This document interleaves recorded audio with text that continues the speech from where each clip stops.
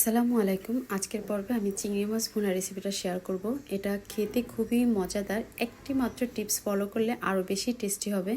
এজন্য আমি এখানে 1 কেজি যেতে একটু বেশি চিংড়ি মাছ নিয়েছি আর চিংড়ি মাছটা খুব ভালো করে ধুয়ে নিয়েছি। উপর থেকে খোসাটা একটু চিড়ে তারপরে রগটা বের করে নিয়েছি। আর দিয়ে দিচ্ছি লবণ, হলুদ আর সামান্য পরিমাণে মরিচের গুঁড়া দিয়ে হাত দিয়ে খুব ভালো করে মেখে নিলাম। আমার এই চিংড়ি মাছের খুব বেশি ডিম আছে, এই কারণে আমি খোসাটা ফালাইনি। তবে কিন্তু খোসাটা সম্পূর্ণ না ফালিয়ে একটু হলেও রাখতে হবে, নাহলে চিংড়ি মাছটা কিন্তু একদম বেশি নরম হয়ে যায়। তো কড়াই বসিয়ে কড়াইয়ের ভিতরে প্রথমে তেল দিয়ে নিলাম। আপনারা চাইলে এখানে সরিষার তেলটাও দিতে পারেন। তারপর মেখে রাখা চিংড়ি মাছগুলো দিয়ে দিলাম।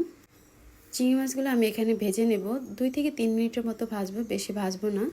চিংড়ি মাছ বেশি ভাজলে এটা কিন্তু রাবারের মতো হয়ে যায়, তখন কিন্তু খেতে ভালো লাগবে না। তো এক পিস হয়ে গেছে, তারপর আমি আর এক পিস উল্টে ভেজে এখন এটা নামিয়ে নিচ্ছি। আর এখন এই চিংড়ি মাছের কড়ার ভিতরে আমি আরেকটু তেল বাড়িয়ে নিব। যেহেতু আমি এটা চিংড়ি মাছ ভুনা করতেছি, তাই পেঁয়াজের পরিমাণটা একটু বেশি করে দিব। পেঁয়াজটা যাতে খুব তাড়াতাড়ি নরম হয়ে আসে, এজন্য দিয়ে দিলাম 1 চামচ লবণ। আর তেলের ভিতরে পেঁয়াজটা খুব ভালো করে ভেজে নেব। এভাবে বাড়িতে একদিন বানিয়ে খেয়ে দেখবেন, খুবই টেস্টি হয়। আমার পেঁয়াজটা ভাজা হয়ে গেছে। এখন এর ভিতরে 1 টেবিল চামচ আদা বাটা আর 1 টেবিল চামচ রসুন বাটা দিয়ে দেব।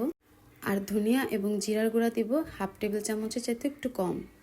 হলুদের গুঁড়া দিয়ে দেব 1 টেবিল চামচ আর মরিচের গুঁড়া দিয়ে দেব 1.5 টেবিল চামচ। চিংড়ি মাছ এবং ডিম খুব তাড়াতাড়ি এবং অল্প মশলায় রান্না করলেও অনেক বেশি টেস্টি হয়। আর এই কারণে আমি এটা ব্যাচেলার রেসিপি বলেছি, কারণ ব্যাচেলার যারা তারা চায় খুব অল্প সময় টেস্টি কিছু খাবার। রেসিপিটা ফলো করে একদিন রান্না করে দেখবেন, ইনশাল্লাহ অনেক বেশি টেস্টি হবে। তারপর সব মশলাগুলো একটু নেড়ে চেড়ে 1 কাপের মতো পানি দিয়ে মশলাটা খুব ভালো করে ঢাকনা দিয়ে ঢেকে কষিয়ে নেব। এখন যে সিক্রেট উপাদানের কথাটা বলেছি, যেটা দিলে অনেক বেশি টেস্টি হবে, সেটা হলো টমেটো ক্যাচাপ। এখানে আমি 2 টেবিল চামচ টমেটো ক্যাচাপ দিয়ে নিয়েছি। তারপর টমেটো ক্যাচাপটাও খুব ভালো করে মশলার সাথে মিক্স করে নিলাম। এখন দিয়ে দেবো এর ভিতরে 2 কাপ পরিমাণে পানি। এই ক্যাচাপটা দেওয়ার ফলে এই চিংড়ি মাছের টেস্টটা বহু গুণে বেড়ে যাবে। ঢাকনা দিয়ে ঢেকে মশলাটা খুব ভালো করে কষিয়ে নিয়েছি।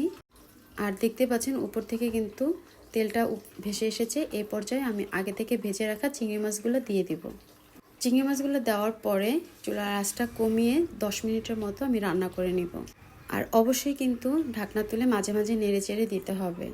রেসিপি ভালো লাগলে রিকোয়েস্ট থাকলো চ্যানেলটি সাবস্ক্রাইব করার। ব্যাস, আমার কিন্তু চিংড়ি মাছ রান্নাটা হয়ে গেছে। এখন এর ভিতরে আমি দিয়ে দিব ধনিয়া পাতা কুচি। তবে আপনারা চাইলে কিন্তু এখানে টালা জিরার গুঁড়াটাও দিতে পারেন। আর কেউ যদি আরও বেশি ঝোল খেতে চান, তাহলে আরেকটু পানি এখানে অ্যাড করে দিতে পারেন। তবে আজকের এই রেসিপিটা আমি এভাবেই রাখবো। শুধুমাত্র এই একটা তরকারি দিয়েই আপনি একদম পেট ভরে মন ভরে ভাত খেয়ে উঠতে পারবেন। আর এ পর্যায়ে কিন্তু অবশ্যই লবণটা একটু চেক করে দেখবেন যে ঠিক আছে কিনা। ধনিয়া পাতাটা দেওয়ার পরে 2 মিনিটের মতো আমি চুলার উপরে বসিয়ে তারপর এটা নামিয়ে নিব। ব্যাস, তৈরি হয়ে গেল চিংড়ি মাছ ভুনা।